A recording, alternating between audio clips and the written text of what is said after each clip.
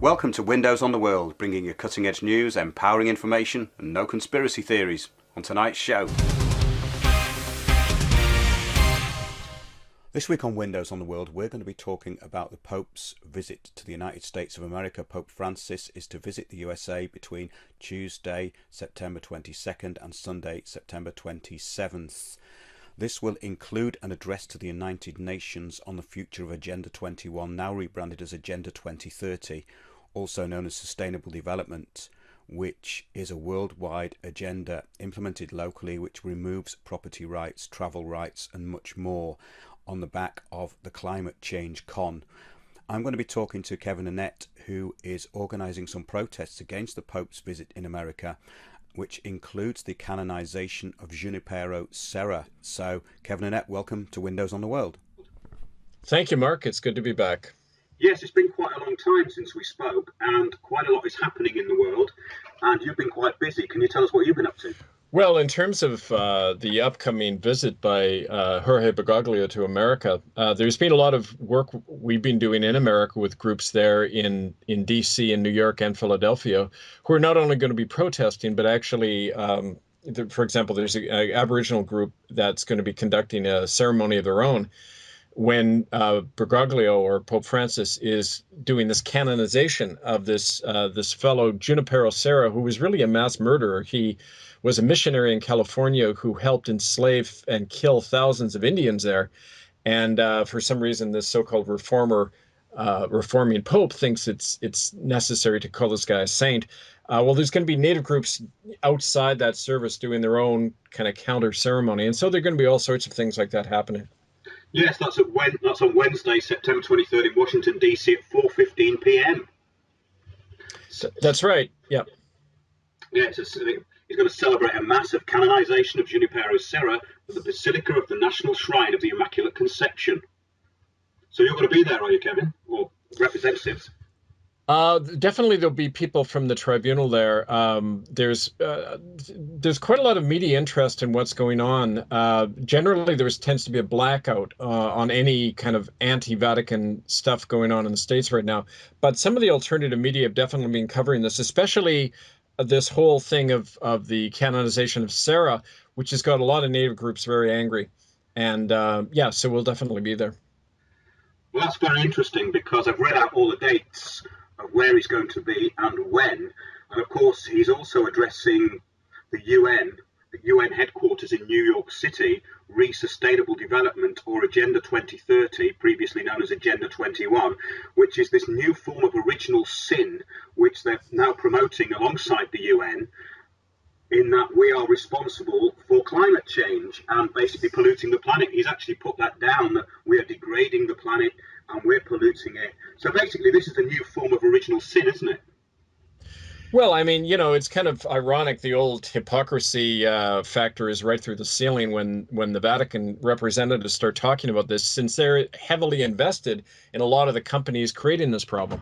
The Vatican's position is that GMOs are good for you, that these corporations that they're criticizing, they're also invested in, just like they're heavily invested in the arms industry. So, just on that level, it's kind of silly what they're claiming. But we also know, of course, that the whole discussion of the alleged global warming is part of a whole Trojan horse through which governments bring in police state legislation. And the Vatican, of course, is part of that whole process. And I don't think we can really understand what they're doing now unless we really understand the power politics going on inside Rome, in which basically there's two popes. There's two factions in the Vatican, one around Ratzinger, one around Bergoglio. One is pro-West, that is Bergoglio, and the other is pro-Russian China around Ratzinger. And so, there's that whole dynamic to look at as well. Well, that's very interesting. But do you think that's really, two sides of the same coin, in the respect that we're talking about global governance here? Right. And the Vatican, of course, has always been a big proponent of that. So you're right that it doesn't really matter the faction. They're both united in supporting global corporatism and one world government. They were the original model of that. And they've been, it's like politically, the Vatican is always playing both sides. and they're backing, in the new Cold War between the East and the West. They're definitely trying to play both sides. So I think that's the main point there, is that it doesn't matter what mask they wear. We're talking about the same kind of corporate beast. Oh, yes, it's an agenda, and of course, Agenda 21, Agenda 2030 is a big part of that. And I just think it's very, very interesting the way they've got on board. And this is going to be announced in New York City at UN headquarters, and he's going to make this address. And he's basically published a sweeping condemnation of humanity's treatment of the environment, blaming unfettered greed for increased pollution, inequality and global warming, mainly as a result of human activity, and urging everyone to act quickly as the Earth begins to look more and more like an immense pile of filth. What have you got to say about that, Kevin? Well, I mean, it's the usual method that is used in the Roman Catholic Church is shame and guilt. And, they're very good at controlling people that way. So it's using the same method. But, you always have to ask, what's really behind a lot of this? And the old adage, follow the money. You just ask Bergoglio, well, then, are you going to disinvest from these corporations that are causing exactly what you're criticizing? Those are the hard questions that have to be put to them. But of course, the corporate media isn't putting those questions to them at all. Of course not, because we're talking about the real premise of what they're doing, and that's never going to be revealed. But he's saying here, he ties environmental degradation directly to poverty, saying the continued abuse of the natural world has the greatest effect on residents of the developing world and serves to keep them at a disadvantage. And abortion, writing that a throwaway culture leads to a diminished respect for all human life. So the way they're playing it is that modern society is to blame. And of course, they always like to have that photo op around poor people, don't they? Right. Well, what you just mentioned, their statement about abortion is a perfect example of how they're playing both sides. Because the other day, just this last week, Jorge Bergoglio, Pope Francis, made an astounding statement for a Catholic, the Bishop of Rome. He declared that every priest in the world is now empowered to absolve women of the sin of abortion. So in effect, he did a 180-degree turn, apparently, and said, well, in fact, abortion is not so bad after all. We absolve you of that sin. Now, in the Catholic mindset, abortion is murder. So what he's just said is that any kind of murder, including the most heinous kind in their mindset, is now absolvable. So are they pro-abortion or anti-abortion? Like, what's going on? He's representing the pro-Western faction in the Catholic Church. He's saying what American Catholics want to hear, because 95% of American Catholics are more liberal and are more pro-choice, pro-birth control and that. He's playing to his audience. He wants to get the Obama administration behind Rome, just like Ratzinger is cozying up to Russia and China. It's this power struggle going on, and he's saying what his clientele want to hear, basically. Oh, absolutely. And they're going to play it as though this is modernizing the Catholic Church.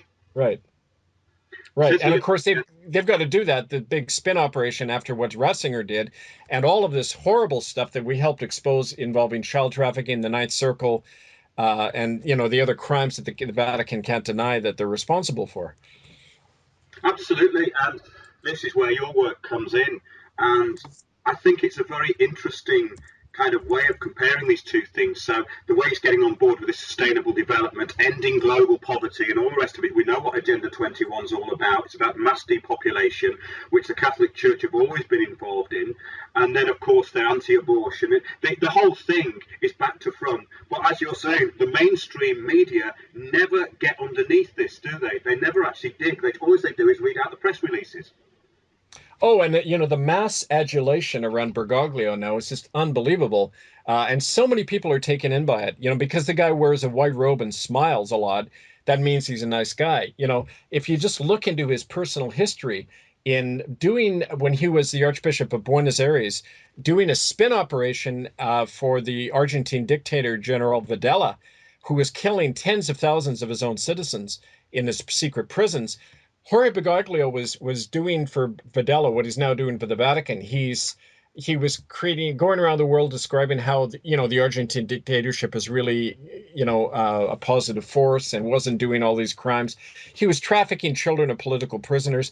Bergoglio himself is implicated in many of these crimes personally, and that's another reason why he's trying to make himself look good right now. Oh yes, and looking at this itinerary, they're holding a lot of prayers, and there's a celebration, there's a mass. There's basically what they're doing is mixing kind of full-on business, which is this thing at the UN, with this undercurrent of press, which they're going to get for being seen with poor people, which is exactly what they always do. So can you tell us what you've been doing with the ITCCS regarding this? Because it's quite interesting. Well, on a number of different levels, one of the things that has developed recently is there's a lot of dissatisfaction among Catholics over what Bergoglio is doing. And we were approached just over the last few months by actually groups of priests. There was a group in Ireland that started up a number of years ago called Not on Our Name. And these were disaffected Catholic and Protestant who wanted to make a public statement breaking from these crimes of the Vatican. These people are active again, and some of them will be making statements in America, including in Philadelphia, about how they believe it's necessary for Catholic congregations to actually disaffiliate from Rome, to whether it be in Ireland or America, to have their own independent churches that have nothing to do with these crimes of the Vatican. That's a very important development because it's coming right from within their own ranks. We also are working, of course, in Canada with the next step from the when we found the Crown of England and the Vatican guilty of these crimes, with the movement to establish a republic. And there's actually a constitutional convention coming up later in the fall in Toronto to actually create, the legal framework for a republican constitution in Canada. That has a lot of relevance to people in England, of course, because that's right within your own history, that attempt to create a republic. So I mean, all of this is coming out of our exposure, not only of the crimes of church and state, but then we say, well, under the international law and moral law, you don't have any obligation to owe allegiance to these powers anymore. And whether it's, disaffected clergy or citizens in England or Canada, we all have the right to pull out of that system and to create something different. So this is really what we're trying to engender, in response to these crimes of church and state. No, that's very interesting, because getting people to take back their own power is what this is about. It's really about sovereignty and thinking for yourself. That's a huge part of this. And once this global picture is seen, and how these organisations are working together, I think that makes it even more interesting, because what you're doing is creating this undercurrent, which has become quite big now, hasn't it, really? And you've been doing this for, how many years have you been actually involved with this, for people who haven't come across you as much before? Well, it started for me when I was fired from the United Church in 1995. So that's been 20 years now. But, it really reached a crescendo when the Canadian government was forced to admit the genocide. That was reported just on June 3rd in the New York Times. They reported that, yes, genocide had occurred in Canadian Indian schools and thousands of children died. So, I mean, at that point, we are in a lawful position to say, then we owe no allegiance to the Crown of England anymore, or to the Vatican, their partner in these crimes. And, it's really now about people taking the next step, which is, like you say, we can declare personal and collective sovereignty. We're not obligated to support these criminal bodies. And that's where the common law comes in. And so, a lot of the work I do on the ground with people, to give you an example, next month I'll be in California, where there's groups in Sacramento that are trying to set up common law courts to actually stop the installation of these so-called smart meters, the things that are threats to people's health. And they're actually stopping, they're finding in America especially a good response, because this is right within the tradition of the citizens having the right to do this. So, I mean, it's all very forward-looking, and it's really good. That's really good to get involved with smart meters, because, again, the whole thing is tying in with this global governance and what's happening with this Agenda 21. And for people who want to know how this links together, we did a short show called The Global Cabal, which states what the relationship of the IMF and the UN is really about. But the way this all ties together is quite amusing, because this is a closing summary from a closing summary. Now, the Pope getting on board the climate change bandwagon. with the Agenda 2030, previously known as Agenda 21. It says here the UN Secretary General, the World Bank President, plus the heads of the UN climate talks and the UN Environment Programme have all welcomed the Pope's encyclical, along with scores of charities and faith groups. Well, they would really, wouldn't they? Because they're all part of the same cabal. They really are. And you know, the advantage we have today, Mark, is that the mask has slipped in a big way. Yeah. We can see what we're facing, and this is one global corporatocracy, and that's the common enemy. And you know, it's when one of the aspects of this Pope's visit to Philadelphia is he's speaking to this thing called the World Meeting of Families. Now, what these gatherings are actual places where child traffickers within the Catholic Church meet and pass children around. And that's one of the reasons that groups in Philadelphia are going in to actually try to disrupt this event, because the Catholic Church is one of the biggest child trafficking agencies in the world. And that's at these events, this is where this kind of thing goes on. Well, yes, and it says here, and the latest posting of the ITCCS, the Pope can't deny that he's personally implicated in the selling of Argentine children during the dictatorship there. We have the witnesses, and we'll be outside the United Nations and the United States Congress and wherever this child trafficker shows his hypocritical face. So this is very strongly worded, as are most of your documents. And the thing with this is we're seeing this is the underbelly. This is the underbelly of the Catholic Church, which is all really about control. Right. Well, I mean, the evidence is all there, including former priests and cabinet ministers in Argentina who testified to this. Yeah. Just for people who may not know that much about the ITCCS and what they're doing, it's really about exposing these crimes of the Vatican, which are many and varied and include basically control, black magic and sacrifice. There's a lot of people still in denial about this, but all the evidence is there that this is a Canaanite cult, really. It's a Mithraic cult, which is very similar to the Canaanite death cult, and it ties into the Saturnian movements. Really, this is what the history of the Catholic Church is all about. So it shouldn't really surprise anybody that they do indulge in these kind of sacrifices. But my belief with this is that they are actually losing their power. Their black magic power is lost, and they are struggling to keep this control going. I don't know what you think about this, Kevin, but I have a theory that because the power is failing, and it's something to do with the way that the energetic force with the earth, the electromagnetic force of the earth is changing, that things are becoming more exposed. I know that may sound a little bit new agey, but I have a theory that they're now indulging in more and more of these sacrifices because it's not working. What's your view on that? Well, I agree with you, Mark, that the power of the Vatican is definitely waning. I don't think they'd be engaging in these big PR events and spin operations and cozying up to the governments of the world and the UN the way they're doing, unless their other power was failing. And they're in a state of desperation. That's how I see a lot of what Bergoglio is doing. You know, so that's definitely playing out. And as to the other aspects that people find hard to believe, it's all you need to do is read the history of what the Vatican is. It's the descendant of these Roman cults that you're talking about. Even the eyewitnesses who have witnessed the child sacrifices, they always tend to occur on Roman cult festivals like February 23rd and 24th, the cult of Terminalia and Feralia.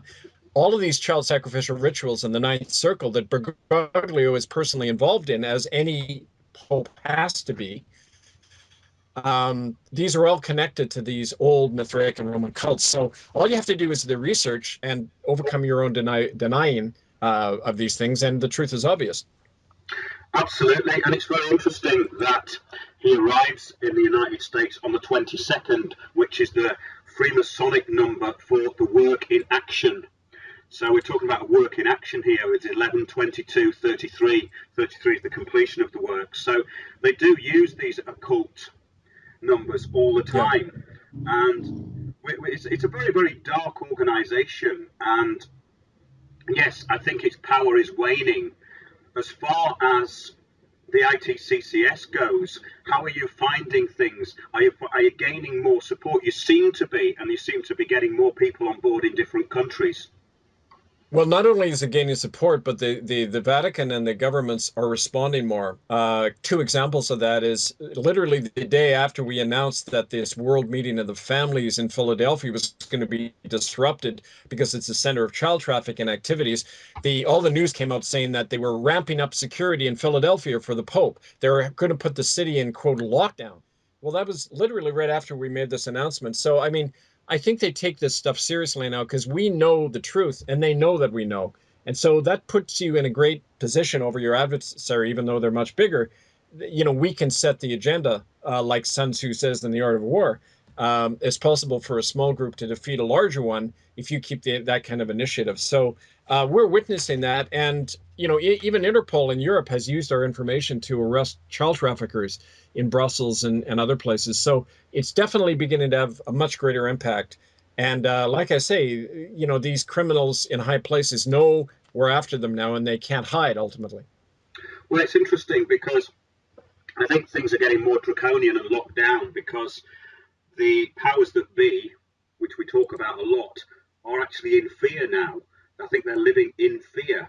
And Yeah. this conclusion I've come to, that their black magic isn't working as well as it used to, I think does tie into that.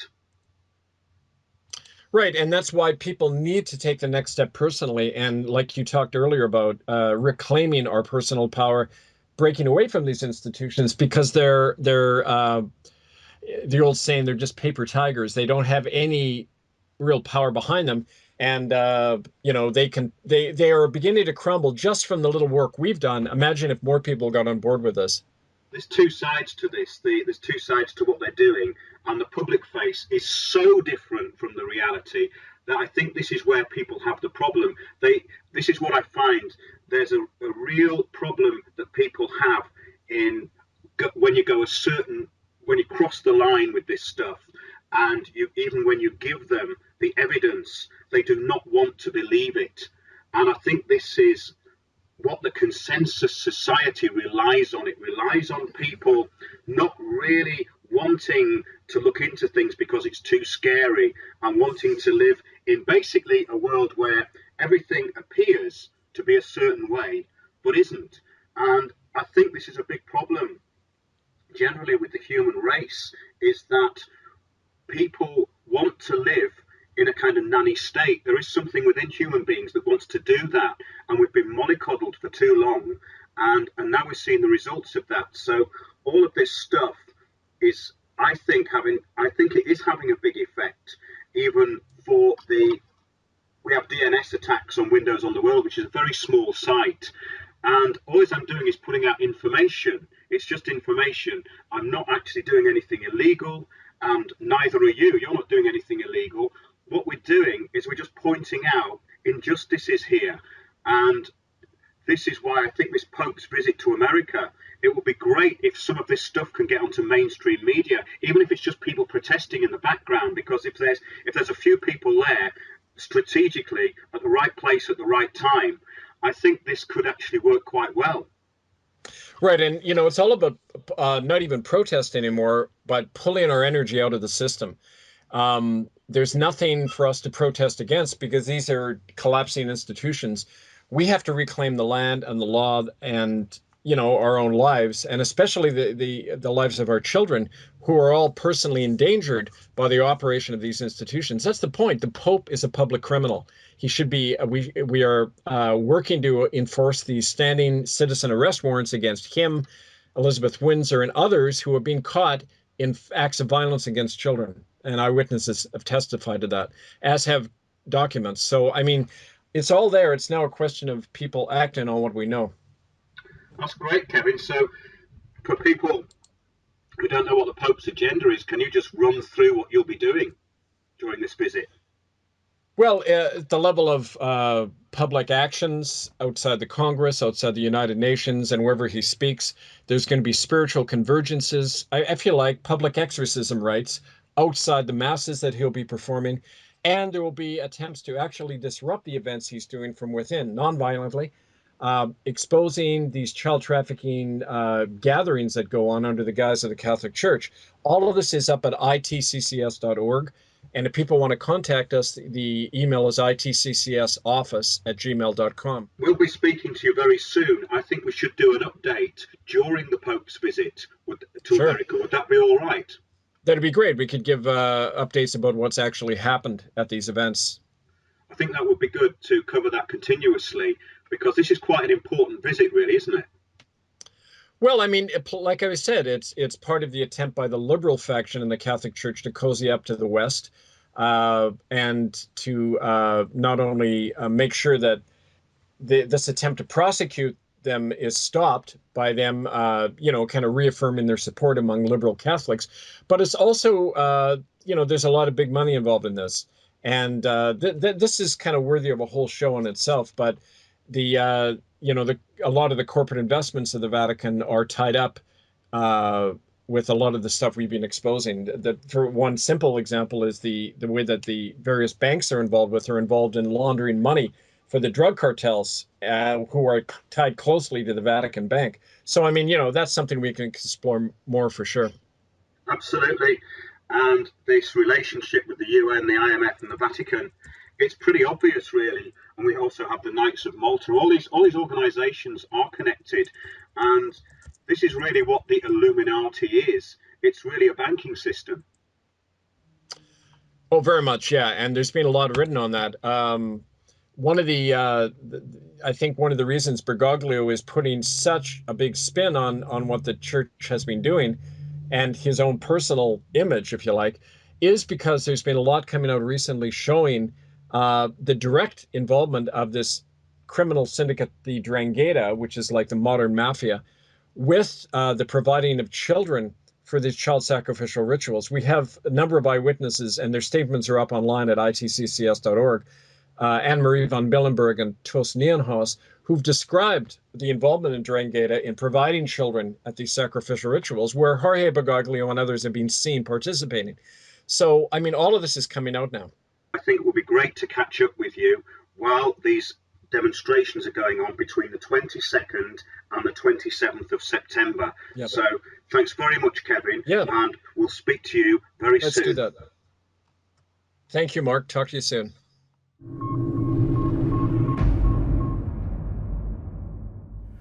Thanks for watching Windows on the World. Remember, keep watching those, watching us, watching Windows on the World, and we'll see you soon.